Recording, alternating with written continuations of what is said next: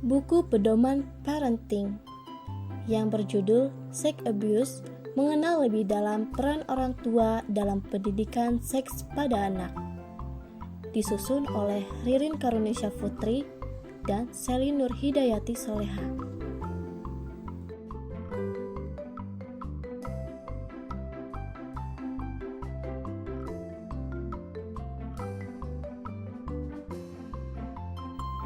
Apa itu sex abuse?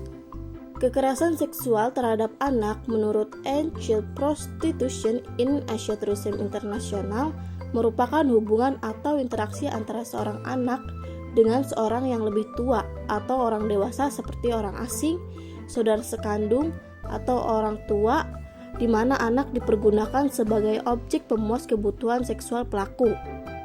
Perbuatan ini dilakukan dengan menggunakan paksaan, ancaman, suap, tipuan, bahkan tekanan.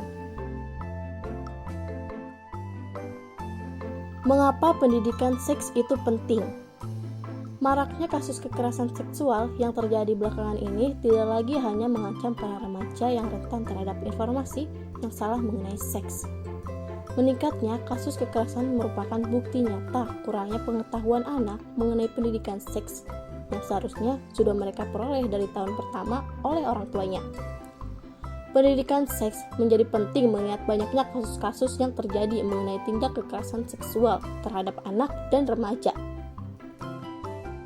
Mengapa anak dijadikan sebagai objek kekerasan seksual? Sebuah studi di India melaporkan bahwa terdapat beberapa anak yang rentan menjadi korban pelecehan seksual. Di antaranya anak-anak jalanan, anak-anak yang berada di lembaga pengasuhan anak yang mengalami kesulitan ekonomi, anak tiri, dan anak yatim yang miskin. Oleh World Youth TKK 2013. Alasan anak menjadi target kekerasan seks. Ada beberapa alasan mengapa anak seringkali menjadi target kekerasan seksual.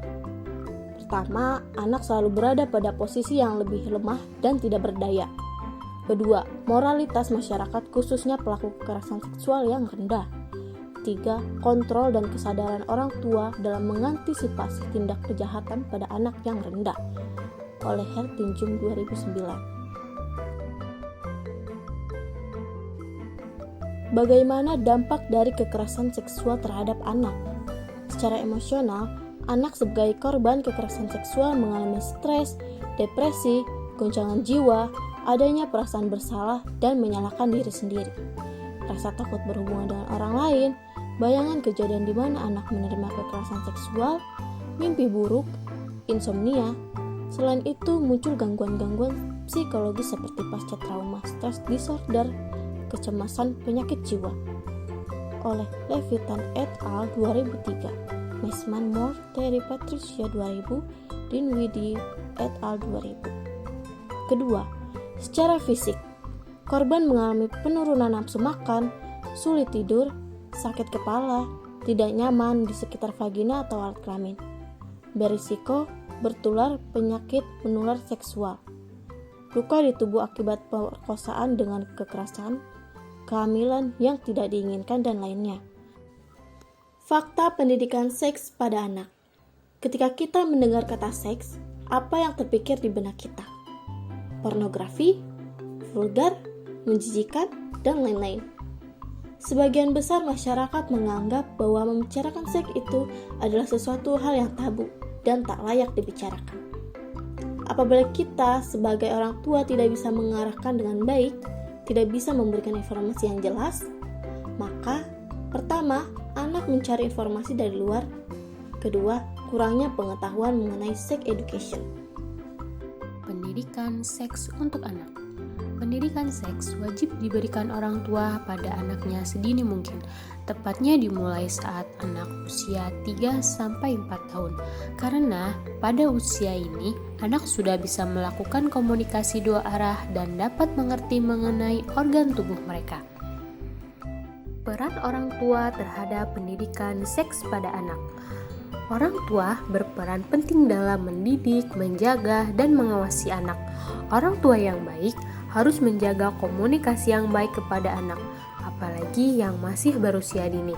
Dan orang tua harus menyisihkan waktunya untuk anak dalam mendengar cerita ataupun permasalahan yang anak rasakan, baik itu permasalahan yang ada di luar rumah, sekolah, lingkungan, maupun dalam rumah sendiri. Penerapan program Underwear Rules sebagai pencegahan sex abuse. Program Underwear Rules merupakan salah satu program yang ditunjukkan untuk memberikan edukasi seksual anak usia dini. Salah satu Underwear Rules yang dikenal dengan istilah PENS merupakan program yang digagas oleh National Society for the Prevention of Cruelty to Children.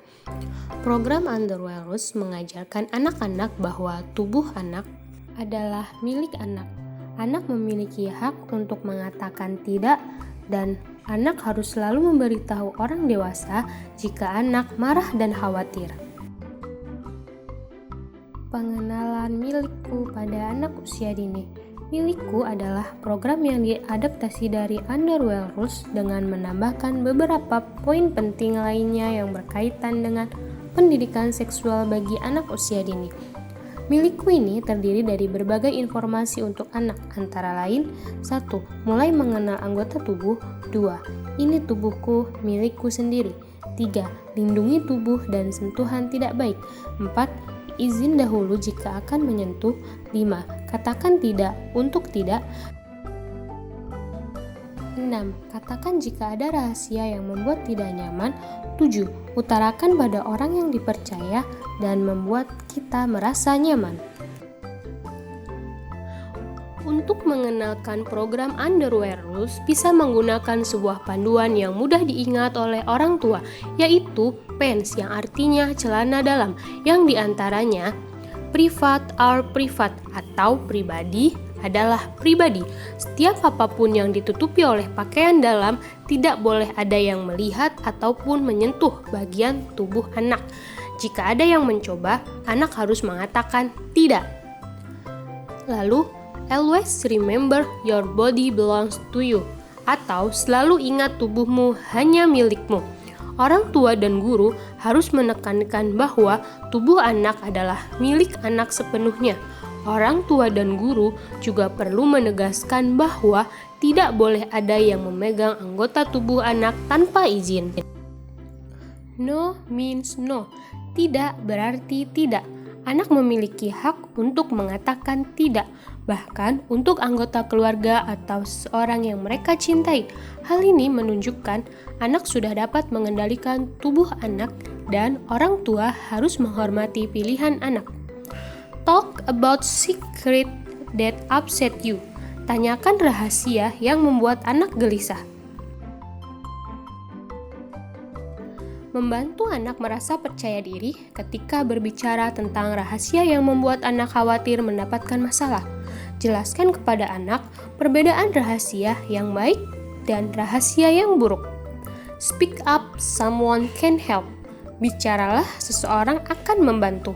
Ingatkan anak bahwa apapun masalahnya, itu bukan kesalahan mereka dan mereka tidak akan mendapatkan kesulitan. Orang tua harus menjadi pendengar dan pelindung ketika merasa takut dan cemas.